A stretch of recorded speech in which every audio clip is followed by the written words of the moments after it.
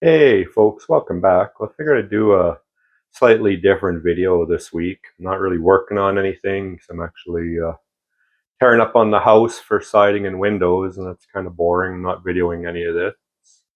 So I figured I would try to take my drone out and do a little overhead tour of our property here, around the outside edge, more or less. It's a little bit windy out, but hoping it'll work. We'll see. We've got 27 acres here, and it's kind of a nice autumn evening. So let's try to see if we can get some footage overhead. The drone I'm going to use is this is kind of the bottom of the line DJI drone. It's a DJI Neo. I've got it with this style remote, kind of a neat remote motion controller. And the expensive part of this setup is those guys, which are DJI Goggles 3. So between all three of these, I can wear those, fly with this, and hopefully the wind doesn't throw this little guy around too much. You can kind of see on my hand, it's not very big at all, so it doesn't take much wind. So you might get a little bit of shaky video or slightly crooked horizon, but let's see what we can do with it.